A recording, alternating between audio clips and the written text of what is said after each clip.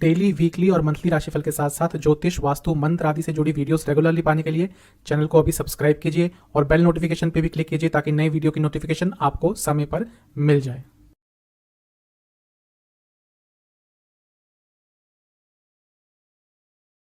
ओम गणेशाय नमः। ओम नमः शिवाय।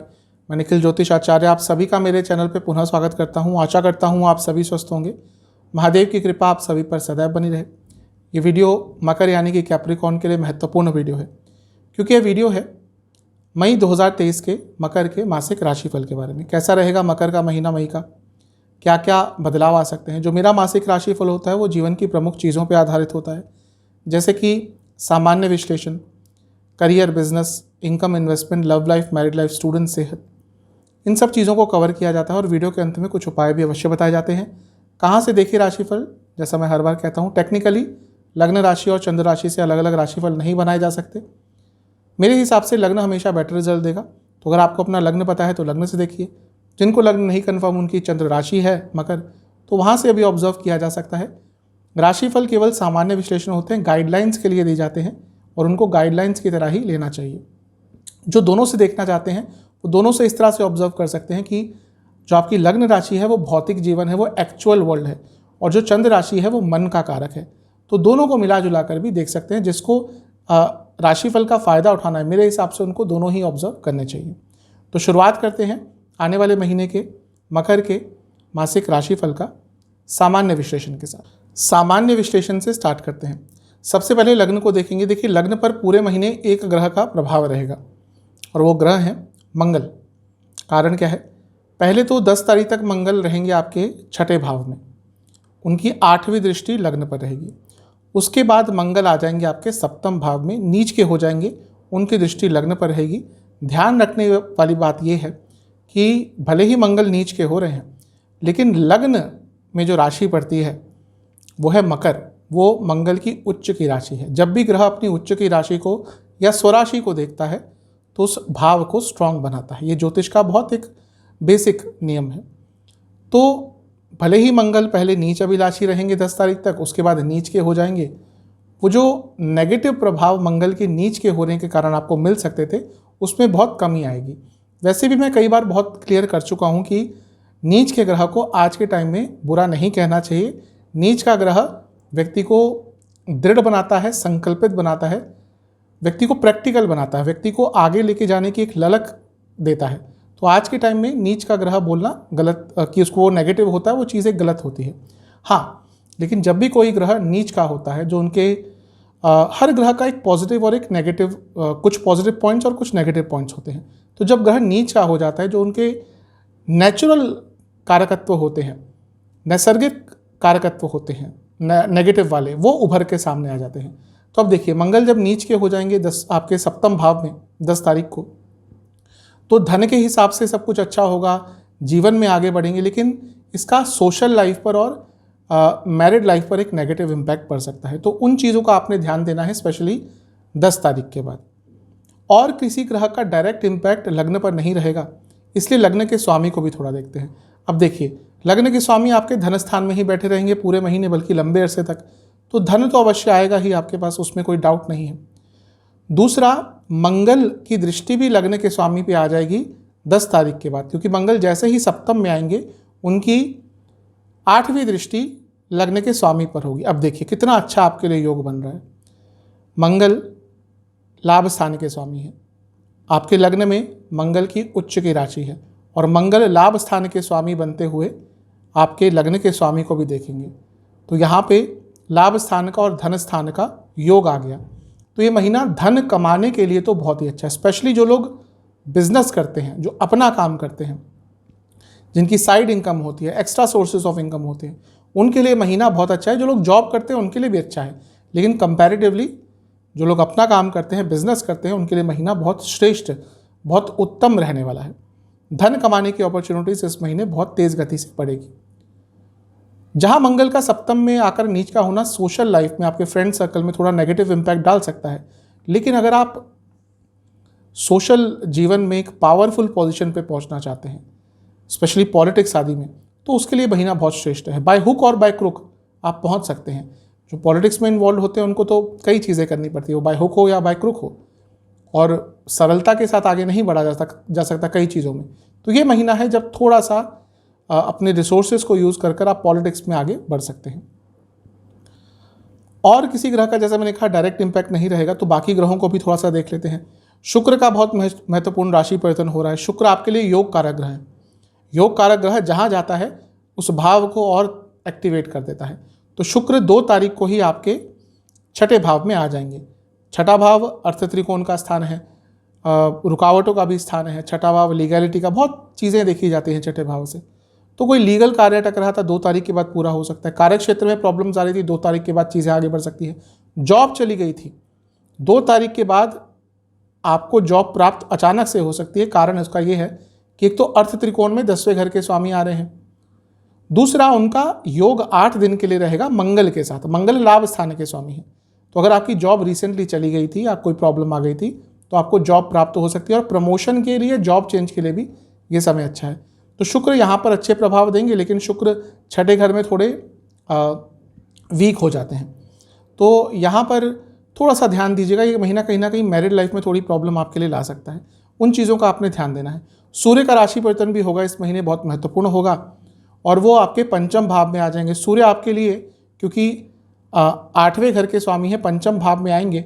अचानक से बहुत सारे आइडियाज़ आपको आने लग जाएंगे जिनका आप यदि उपयोग कर पाए, क्योंकि पंचम में बैठकर सूर्य लाभ स्थान को भी देखेंगे, तो कुछ ना कुछ लाभ भी आपको दे सकते हैं। ध्यान आपको फैमिली लाइफ पर ज़्यादा देना है और अपनी इमोशनल लाइफ पर। कारण क्या है कि चौथा भाव बहुत सारे ग्रहों से घिरा रहेगा। राहु, बृहस्पति, सूर्य, वक्री बुध, इसके साथ ही शनि की दृष्टि। ऑलरेडी हो सकता है अप्रैल में घर में थोड़ी कहा सुनी, नोक झोंक, बीमारियाँ, माताजी की तबीयत, ये सब चल रहा हो सकता है कुछ लोगों के छोटे मोटे एक्सीडेंट, छोटी मोटी इंजरी भी हुई हो। तो वो सारी चीज़ें थोड़ा बहुत कंटिन्यू होंगी। इमोशनल सेहत बहुत इम्पैक्ट हुई होगी नेगेटिव वे में। तो 14-15 तारीख के बाद उन सब चीज़ों में सुधार अवश्य आएगा, लेकिन वहाँ तक आपको अपने इमोशनल सेहत पर बहुत काम करना है, ध्यान देना है। अपनी माताजी की सेहत का भी ध्यान देना है, और छोटे मोटे एक्सीडेंट के योग अभी भी बनी रहेंगे 14-15 तारीख तक, वहाँ पे भी आपको बहुत ध्यान देना है। ओवरऑल कहूँ तो ये महीना आपके लिए ठीक ठाक है, अच्छा ही है। मंगल आपको बहुत तेज़ गति से अच्छे रिजल्ट भौतिक जीवन में दे सकते हैं। केतु अभी 10वें बने रहेंगे। कार्य क्षेत्र में डिसकंटेंटमेंट तो चल ही रहा होगा, लेकिन शनि क्योंकि लंबे अरसे तक धनस्थान में है, तो धीरे धीरे करके इनकम आपकी बढ़ती रहेगी। कुछ विशेष योगों की बात करें जो आपके लिए बन रहे हैं। देखिए, आपके लिए सरस्वती योग बन रहा है, तो कुछ सीखने के लिए अच्छा है। नाभस योग पाश नाम का बन रहा है। जिस तरह से आपके लिए बन रहा है वो फैमिली लाइफ पर ही इंडिकेट कर रहा है कि फैमिली लाइफ में थोड़ी प्रॉब्लम्स आ सकती है। पॉजिटिव्स क्या होंगे इस महीने के? कई कार्य आपके रुके हुए पूरे होंगे। शुक्र का योग कारक होने के नाते छठे घर में आना रुकावटें दूर करेगा। पैसा अवश्य आएगा, सहायता प्राप्त होगी। जो लोग आपको तंग कर रहे थे उन पर आप काबू पा पाएंगे, और एक्साइटमेंट बहुत रहेगा। किसी कार्य पर मेहनत कर रहे थे उसके अच्छे प्रभाव देखने को मिलेंगे, और महीने के अंत तक आते आते सक्सेस आपको अवश्य प्राप्त होगी। नेगेटिव क्या हो सकता है? अचानक से सेहत का बिगड़ना, अचानक से कोई गलत निर्णय लेना, कुछ ऐसा जो पास्ट में आप शॉर्टकट करे जा रहे थे, जिस चीज़ पर शॉर्टकट लिए जा रहे थे, वो इस महीने में प्रॉब्लम वापस आ सकती है एक बड़े रूप में, बड़े आधार पर। और इसके साथ ही अपनी फैमिली की तरफ ज़्यादा ध्यान ना दे पाना नेगेटिव चीज़ें ला सकता है। करियर, जहाँ तक जॉब की बात है, जो लोग जॉब करते हैं, महीना ठीक ठाक सा है। जैसा मैं पहले ही बता चुका हूँ, केतु का 10वें घर में बने रहना बार बार करियर में डिस्कम्फर्ट, करियर में डिसकंटेंटमेंट ये क्रिएट करेगा। बार बार मन में आता होगा जॉब छोड़ दूँ, जॉब छोड़ दूँ। थोड़ा कंटिन्यू कीजिए, कुछ महीने और रह गए हैं, फिर केतु वहाँ से निकल जाएंगे। 10वें भाव पर बहुत सारे ग्रहों का प्रभाव रहेगा, क्योंकि राहु की दृष्टि है, बृहस्पति की दृष्टि है, सूर्य की दृष्टि है, बुध की दृष्टि है, और मंगल की दृष्टि भी आ जाएगी 10 तारीख के बाद। तो इवेंटफुल महीना रहने वाला है। जिनकी दशा अंतरदशा अच्छी है, बहुत सारे अच्छे कार्य मिलेंगे। जिसकी दशा अंतरदशा बहुत फेवरेबल नहीं है, थोड़ा सा तनाव कार्य क्षेत्र में बढ़ सकता है। अच्छी चीज़ है कि जो 10वें भाव के स्वामी है शुक्र, वो छठे घर में आ जाएंगे, और छठा घर क्योंकि अर्थ त्रिकोण है, कार्य क्षेत्र की रुकावटें दूर होंगी, कार्य क्षेत्र में इनकम भी बढ़ सकती है। लेकिन क्योंकि शुक्र छठे घर में आकर थोड़े पीड़ित हो जाते हैं, आपका अपना परफॉर्मेंस इस महीने कार्य क्षेत्र में थोड़ा प्रॉब्लमेटिक हो सकता है। तो अपने परफॉर्मेंस पर ध्यान दीजिएगा, कहीं वहाँ पे कोई प्रॉब्लम ना आ जाए, क्योंकि वहाँ पे अगर प्रॉब्लम आ जाती है फिर आप कुछ कहने लायक भी नहीं बचते। पॉजिटिव्स इस महीने के ये हैं कि कुछ ना कुछ सक्सेसफुल आप अवश्य कर पाएंगे। जो चीज़ें आपको रोक रही थी मानसिक तौर पर, बंधन जो रोक रहे थे, उनसे निकल पाएंगे। बहुत उत्साहित करने वाली भी कुछ चीज़ें हो सकती हैं, नई पॉसिबिलिटीज़ खुल सकती हैं। और इसके साथ ही आपके टैलेंट को भी कुछ प्रदर्शित करने का मौका मिल सकता है। नेगेटिव क्या हो सकता है? अधूरे कार्य छोड़ देना। कई आप कार्य छोटे मोटे अधूरे छोड़ देंगे और वो बहुत तंग करेंगे। और इनोसेंस, कभी कभी ज़्यादा इनोसेंट भी होना आज के टाइम में बहुत घातक हो सकता है, और कार्य क्षेत्र में तो स्पेशली। तो ज़्यादा इनोसेंट मत रहिएगा। आपके भोलेपन का इस महीने कार्य क्षेत्र में फ़ायदा उठाया जा सकता है। इस चीज़ पर आपने थोड़ा सा ध्यान देना है। अगर media, social media, government sector, agriculture sector, health care sector, education sector, इनसे जुड़ा आपका कुछ भी करियर है, महीना अच्छा है। बिजनेस की तरफ चलते हैं। देखिए, सप्तम भाव में मंगल आ रहे हैं 10 तारीख को। तो मंगल आपके लिए, क्योंकि लाभ स्थान के स्वामी हैं और नीच का ग्रह मैं बता चुका हूँ, धन बहुत देता है। और मंगल स्पेशली जब सप्तम में आते हैं, धन स्थान में आते हैं, लाभ स्थान में आते हैं, तो पैसा देते ही हैं। तो ये महीना बिजनेस के संबंध में आपका अच्छा ही है। पैसा अवश्य आएगा, धन अवश्य बढ़ेगा। लेकिन मैं हर बार कहता हूँ, नीच का ग्रह एक कारण से बोला जाता है। कुछ ऐसे प्रयास मत कीजिएगा अपने बिजनेस में कि पैसा जल्दी कमाना है, क्योंकि वो जल्दी पैसा कमाने के चक्कर में आप कुछ ऐसी चीज़ें भी कर सकते हैं जो मे बी लीगल ना हो, मे बी थोड़ा सा उसमें कुछ छुपाने वाली चीज़ें हों, और वो आपको आगे चलकर नुकसान देगा। तो पैसा सरल तरीके से, लीगल तरीके से, नॉर्मल तरीके से कमाने का प्रयास कीजिएगा। जल्दबाजी से और ओवर एक्साइटमेंट में अपना ही नुकसान करा सकते हैं। कुछ गड़बड़ करने के चक्कर में, कुछ छुपाने के चक्कर में, मॉरली कुछ गलत करने के चक्कर में अपने बिजनेस को ही नुकसान पहुंचा सकते हैं। महीना अच्छा है, लेकिन कुछ ऐसा मत कीजिएगा जो ऑफ द ट्रैक हो। पॉजिटिव पॉइंट्स इस महीने के क्या हो सकते हैं? अगर आपका बिजनेस थोड़ा बड़ा है और पार्टनर्स भी हैं, एम्प्लॉयज़ भी हैं, इससे पहले अगर एक समन्वय नहीं बैठ रहा था, हार्मनी नहीं बैठ रही थी, वो चीज़ें दूर होंगी। बहुत बिजी रहेंगे। और जो लोग बिजनेस करते हैं उनको बिजी रहना अच्छा लगता है। जब काम नहीं होता तो उनको ज़्यादा पीड़ा होती है। तो ये महीना बहुत बिजी रहेगा, यानी कि पैसा आएगा, काम बनेगा, नया कुछ सीखने का मौका मिल सकता है, नए एक्सपीरियंसेस। जो लोग बिजनेस करते हैं उनको नए नए एक्सपीरियंस लेने चाहिए। कहीं ना कुछ काम आ जाता है। ये अच्छा दिख रहा है। और कोई ऐसी प्रॉब्लम जो बहुत लंबे अरसे से आपको तंग कर रही थी आपके बिजनेस के संबंध में, वो प्रॉब्लम दूर हो सकती है। एक नया विजन आपको मिलेगा, नए आइडियाज़ आपको आएंगे, कॉन्फिडेंस बढ़ेगा। और कभी कभी कुछ लोग ऐसे होते हैं जो बिजनेस में एक नई शुरुआत करना चाहते हैं दोबारा से, कि हाँ भाई बिजनेस चल रहा है, उसको रीस्ट्रक्चर करके एक नई तरह से प्रेजेंट करते हैं। उसके लिए भी महीना अच्छा है। नेगेटिव क्या हो सकता है? थोड़ी ग्लानि की भावना रहेगी। कभी कभी हम आगे चलते हैं तो रेट्रोस्पेक्ट में देखते हैं, तब ये कर सकते थे, वो कर सकते थे। वो गिल्ट फीलिंग में मत रहिएगा। छोटी छोटी चीज़ों की अंडरस्टैंडिंग में प्रॉब्लम रहेगी आपको। जहाँ पे खुद नहीं हैंडल कर सकते वहाँ पे विशेषज्ञों की हेल्प लेनी चाहिए। मैं कई लोगों को देखता हूँ, सब कुछ कार्य, बिजनेस बढ़ रहा है, सीए का काम भी खुद करेंगे, परचेज भी सब कुछ खुद करेंगे, उसके कारण वो अपना टाइम को यूटिलाइज नहीं कर पाते। अगर बिजनेस बढ़ाना है, बिजनेस बढ़ रहा है, तो विशेषज्ञों की हेल्प लेनी ही पड़ती है। तो यहाँ पर भी आपको थोड़ा ध्यान देना पड़ेगा। इसके साथ ही कभी कभी बहुत क्लटर्ड माइंड हो जाएगा, वहाँ पे कुछ गलत फाइनेंशियल निर्णय ले सकते हैं।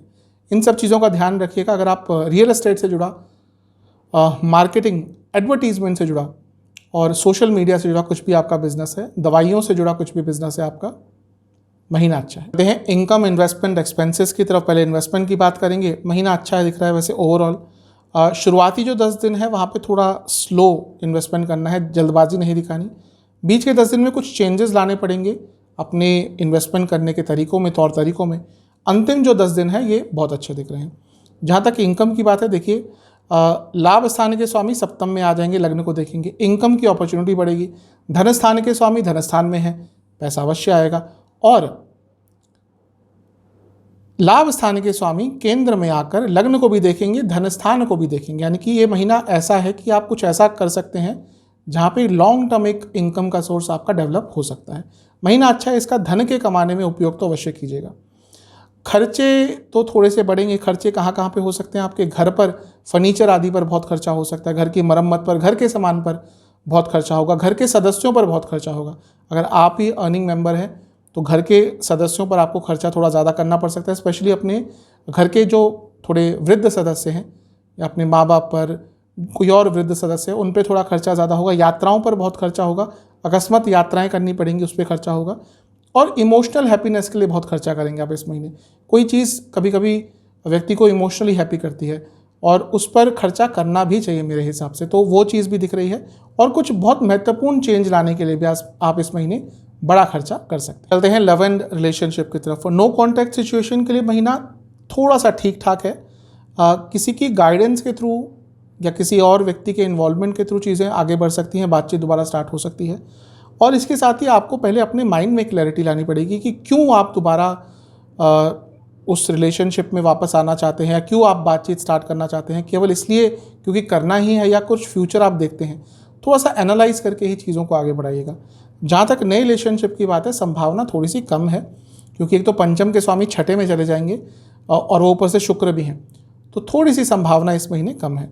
जहाँ तक जो लोग रिलेशनशिप में उनकी बात है, देखिए पंचम भाव जो है वही मेनली हम जब सामान्य विश्लेषण की बात कर रहे हैं तो उसी को देखेंगे और शुक्र को भी देखेंगे।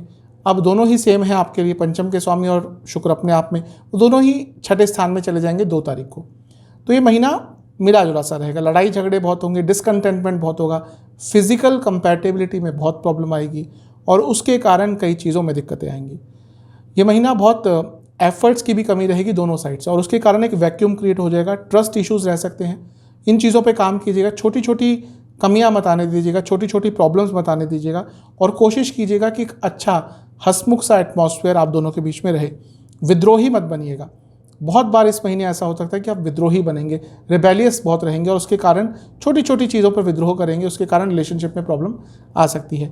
ज़्यादा नेगेटिव पॉइंट क्या हो सकते हैं मेरे हिसाब से, कंट्रोलिंग बहुत रहेंगे आप, चीज़ों को समझेंगे नहीं, रिएक्ट कर देंगे, और समय नहीं देंगे अपने पार्टनर को, इसके कारण नेगेटिविटी ज़्यादा आ सकती है। चलते हैं मैरिड लाइफ की तरफ। देखिए मैरिड लाइफ में सप्तम भाव सबसे महत्वपूर्ण हो जाता है। सप्तम भाव में मंगल आ जाएंगे तो मंगल दोष तो गोचर में बन ही जाएगा, और शुक्र भी छठे घर में आ जाएंगे। तो ये महीना मैरिड लाइफ के लिए थोड़ा सा प्रॉब्लमेटिक हो सकता है।